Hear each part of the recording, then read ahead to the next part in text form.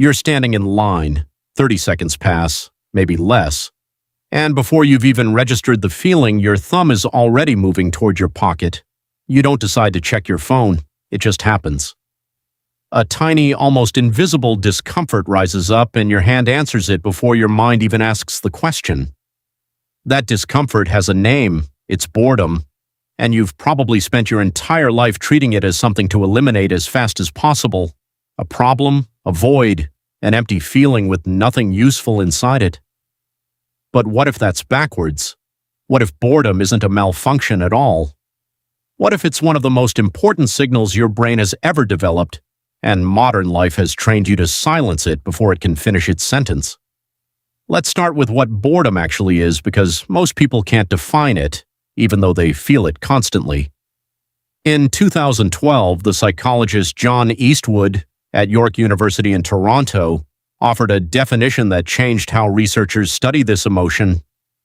Boredom, he said, is the aversive experience of wanting but being unable to engage in satisfying activity. Read that again, because the key word isn't wanting. It's the fact that you are, in that moment, deeply motivated. You're not lazy, you're not empty, you're straining against something, reaching for engagement you can't quite find.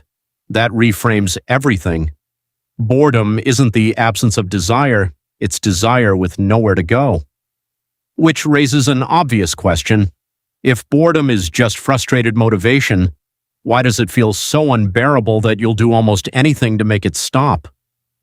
Here's where it gets interesting. In 2014, the psychologist Sandi Mann at the University of Central Lancashire ran a study that's become one of the most cited pieces of boredom research in the field. She had participants complete a deliberately mind-numbing task, copying numbers out of a phone book for 15 minutes, genuinely, punishingly dull. Afterward, she gave them a creativity test. Come up with as many uses as you can for a pair of plastic cups. The bored group didn't just match the control group, they outperformed them. More ideas, more unusual combinations, more genuinely creative uses for 2 ordinary cups. A second version of the experiment, using an even more passive, boring task, produced the same result, only stronger. Mann's explanation is almost poetic. When you're bored, your mind starts searching for something to hold on to. It can't find that stimulation outside of you, so it starts generating it internally. You start daydreaming. And daydreaming, it turns out, isn't wasted time. It's your brain quietly rehearsing ideas nobody assigned you to have. There's a neurological piece to this too. When external stimulation drops away, a network in your brain called the default mode network switches on. This is the same network active when you're imagining the future, replaying memories, or working through an unresolved problem without realizing you're doing it. Boredom, in other words, isn't a break from thinking. It's a different, quieter mode of thinking, one that constant stimulation never gives you the chance to enter. So here's the uncomfortable part. Every time you reach for your phone, the instant boredom appears. You're not just avoiding an unpleasant feeling. You're interrupting a cognitive process that might have actually been useful to you. Let's push this further, because boredom's value isn't only about creativity. It might be doing something even more fundamental. The philosopher Andreas Elpidorou, who has spent years studying the function of boredom, argues that it works like a kind of internal alarm, not a malfunction, a signal. Its job is to tell you that whatever you're currently doing isn't meeting your needs, and that it's time to redirect your attention towards something more meaningful. Think about pain for a second, because the comparison is useful. Pain isn't pleasant, but nobody thinks it's a design flaw. It exists to tell you something is wrong so you can act on it. Elpidorou's argument is that boredom works the same way, just for meaning instead of tissue damage. It's not there to torture you, it's there to move you. Under that framing, boredom becomes less like an itch and more like a compass. When it shows up, it's often telling you that the activity you're in isn't aligned with what actually matters to you, and it keeps getting louder until you either change what you're doing or you sit with it long enough to figure out what would. But here's what modern life has done to that compass. It's disabled it. Think about the sequence. Boredom rises, discomfort builds, and instead of that discomfort ever completing its job, guiding you towards something meaningful, you interrupt it within seconds. A phone, a feed, a notification. The compass needle never gets the chance to settle on a direction because you yank your attention away before it can. This is the part that should genuinely concern you. You're not just avoiding a mildly unpleasant feeling, you're preventing yourself from ever discovering what you actually want. Eastwood has written about this too, and this is where his research connects directly to Elpidorou's. He argues that chronic unresolved boredom, the kind that never gets the chance to point you anywhere, is linked to a weakened sense of personal agency. People who habitually escape boredom instead of sitting with it report less clarity about their own goals, their own interests, even their own personality. Not because boredom itself is harmful, but because they never let it finish delivering its message. So the pattern looks something like this. Boredom rises to tell you something. You silence it immediately. The message never arrives. And over time, you lose a little bit of your ability to hear it at all. This is worth sitting with because it reframes the entire relationship you have with that itch to check your phone. It's not a willpower problem, it's an interruption problem. You are quite literally hanging up on your own brain mid-sentence dozens of times a day without ever hearing what it was trying to tell you. So what happens if you don't hang up? What happens if the next time that restless, empty feeling rises, you just let it sit there for a few minutes instead of reaching for relief? Based on what Mann, Eastwood, and Elpidorou each found, something like this. The discomfort will probably get slightly worse before it gets better. That's normal. That's the alarm doing its job.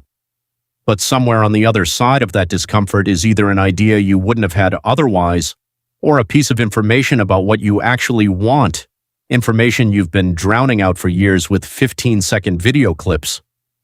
None of this means boredom feels good. It doesn't. It's not supposed to. But unpleasant and useless are not the same thing, and modern life has quietly convinced you they are. Let's stay with Eastwood's definition for a moment because it's easy to nod along and move past it without absorbing what it actually implies. Boredom, he says, requires three things to be present at once. You need low arousal, meaning your environment isn't giving you enough stimulation to hold your attention. You need a sense that your attention itself is unfocused, drifting without landing anywhere useful, and you need to be aware of the passage of time in an uncomfortable way, watching the clock rather than losing yourself in something. Remove any one of those three conditions and what you're left with isn't boredom. It might be relaxation, it might be calm. But true boredom needs all three working together before it fully sets in. This matters because it explains why scrolling doesn't actually satisfy boredom, it just interrupts it. A 5-second video clip gives you a tiny burst of stimulation, enough to nudge your arousal level up and briefly quiet the discomfort. But it doesn't resolve any of the three conditions Eastwood identified. Your attention still isn't landing anywhere meaningful. You're still in some sense watching the clock, just now with a screen in front of you instead of a wall. The itch goes quiet for a moment, then returns because nothing about its underlying cause has changed. This is probably why so many people report feeling more restless after a long stretch of scrolling, not less. You silenced the alarm, but you never actually answered it. Now let's go back to Mann's research because there's a detail in the follow-up experiments that rarely gets mentioned, and it changes the picture considerably. Mann didn't stop at one boring task. In a later version of the study, she compared two different kinds of boredom, an active boring task like the phone book copying versus a more passive one, simply having participants read something monotonous with almost no engagement required at all. The passive condition produced even more creativity afterward than the active one. Her interpretation is that the more passive the boredom, the more room your mind has to wander freely, and the more your brain defaults into that internally generated thinking mode instead of task-focused thinking. In other words, the emptier the moment feels from the outside, the more your mind fills it from the inside. Compare that to what a phone actually offers during a boring moment. It's neither properly passive nor properly engaging. It's just enough stimulation to prevent the wandering from happening, while never being interesting enough to satisfy you either. It sits in exactly the wrong zone, blocking the very process that would have made the discomfort worthwhile. There's a phrase boredom researchers sometimes use for this: stimulation without satisfaction. And once you notice it, you'll start seeing it everywhere. The refresh that gives you nothing new. The video that ends the second it starts to matter.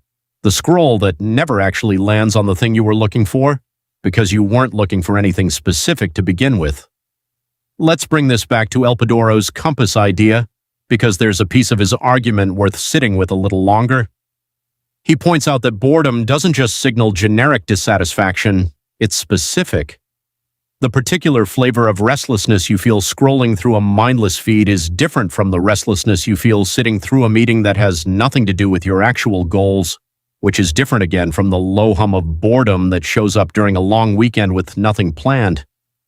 Each version, he argues, is pointing at something slightly different. Not enough challenge, misalignment with your values, a lack of any clear direction at all. The problem is that almost none of us have practiced distinguishing between these. We've trained ourselves to treat every flavor of boredom identically, as a single, undifferentiated discomfort with one universal solution: reach for the phone. So the specific message gets flattened into a single generic response, and the information inside it, the information that might have told you something real about what you're missing, gets thrown away unread.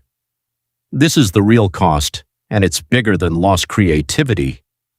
If Elpidorou is right that boredom is trying to point you toward meaning, then treating every instance of it the same way is like receiving dozens of different letters every day and shredding all of them without opening a single one, simply because opening mail is mildly annoying. Eastwood's later research adds one more layer here that deserves attention. He and his collaborators found that people who report higher levels of chronic boredom, not the occasional in-line kind, but a near-constant background restlessness, also report lower levels of what psychologists call self-concept clarity. Essentially a weaker, blurrier sense of who they are, what they like, and what they're working toward. The causal arrow is difficult to prove cleanly. Correlation research always comes with that caveat, and it's worth being honest about that. But the theoretical explanation Eastwood offers lines up with everything else in this story. If boredom's job is to nudge you toward discovering your own desires, and you interrupt that nudge every single time before it can complete itself, it makes sense that your picture of your own desires would stay perpetually unfinished. Not because you lack a personality, but because you've never given the process that reveals it enough uninterrupted time to work. So where does that leave you, standing in line, feeling that first flicker of restlessness rise up? It leaves you with a genuinely different question to ask than the one you're used to asking. The instinctive question is, how do I make this feeling go away? The more useful question, based on everything Mann, Eastwood, and Elpidorou each found, is, what is this feeling trying to tell me if I actually let it finish? Sometimes the answer will be small. You'll notice an idea you weren't looking for, the way Mann's participants did after copying phone numbers. Sometimes the answer will be larger, a flicker of recognition that the way you're spending your time doesn't line up with what you actually care about, the kind of signal Elpidorou describes. And sometimes, especially at first, there won't be a clear answer at all, just the discomfort itself, sitting there, unresolved. That's fine too. Even Eastwood's research suggests that simply tolerating the discomfort, without immediately escaping it, is part of how self-concept clarity gets rebuilt over time. The insight doesn't always arrive instantly. Sometimes it arrives on the fourth or fifth time you let the feeling stay. None of this means you need to eliminate your phone, sit in silence for hours, or treat every idle moment like a meditation retreat. That would be its own kind of overcorrection. It just means the next time that restlessness shows up, you might try giving it a few seconds longer than you're used to before deciding it needs to be silenced.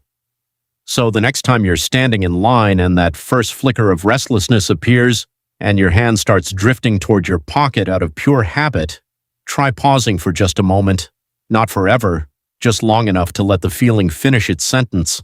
You're standing in line, 30 seconds pass, and this time, instead of reaching for your phone, you let the silence stay a little longer and you actually listen to what it's been trying to tell you all along.